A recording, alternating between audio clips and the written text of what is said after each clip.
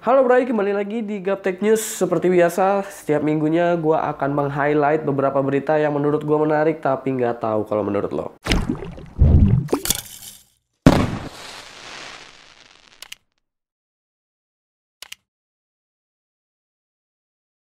Yap, kita langsung masuk ke berita pertama, yaitu ada kabar gembira untuk Indonesia. Karena Indonesia baru aja menjuarai kompetisi overclocking tingkat internasional, yaitu GOC 2016. Galax Overclocking Carnaval ini adalah kompetisi overclock tingkat internasional yang diselenggarakan oleh Galax di Wuhan, China.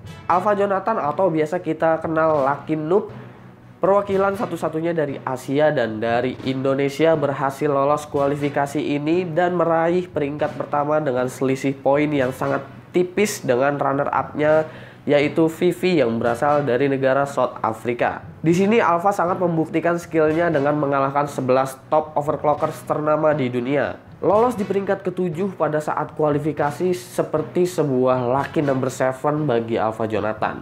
Ada 4 stage benchmark pada lomba ini, yaitu 3D Mark Physics, 3D Mark Times Pi, 3D Mark Fine Strike Extreme, dan Geekbench 3. Tentunya lomba OC ini semuanya menggunakan GPU dari Galax, yaitu GTX 1060 Hall of Fame. Bahkan rekor dunia sempat terpecahkan oleh lawan-lawannya si Alpha karena mampu menembus clock speed 3010 MHz dan sempat mengejar posisi si Alpha Jonathan ini ke peringkat kedua.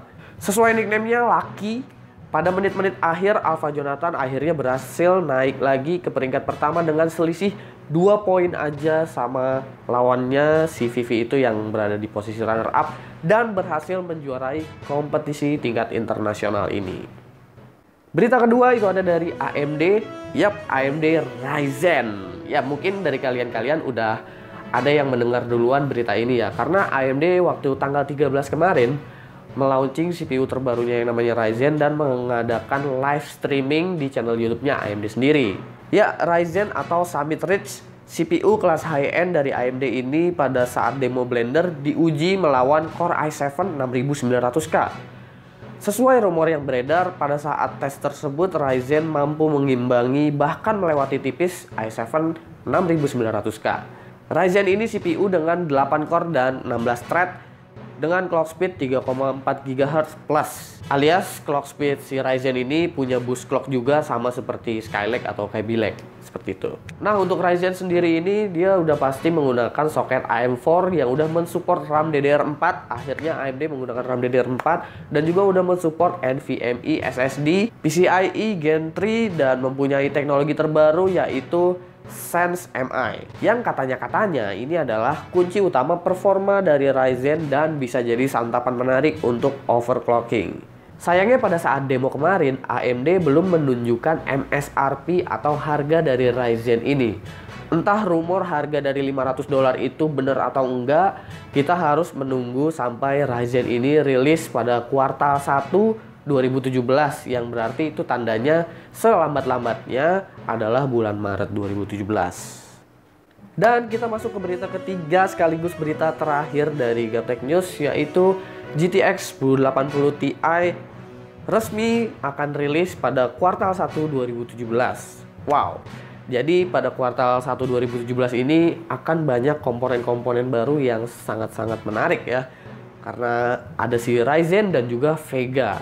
Nah, mungkin 1080 Ti ini adalah sebagai penghalang si Vega yang rumor-rumornya katanya bisa mengimbangi GTX 1080. Di sini Nvidia udah merilis detail spek dari GTX 1080 Ti, akan tetapi belum mencantumkan berapa clock speednya. Tapi kalau gue prediksi ini seperti GTX Titan X Pascal yang kena pangkas atau disunat gitu ya. Ngelihat semuanya yang serba mirip dan ini belum menggunakan Pascal refresh 14 nanometer seperti GTX 1050 Ti. Bisa jadi 1080 Ti memang GTX Titan X yang dipangkas atau yang disunat. Bisa jadi.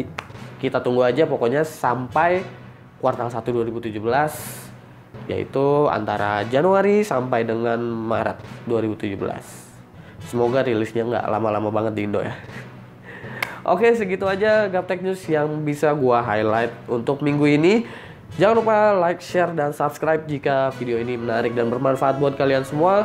Follow sosial media gue, itu ada di description. Gue Suki, dan seperti biasa, sampai jumpa di lain kesempatan.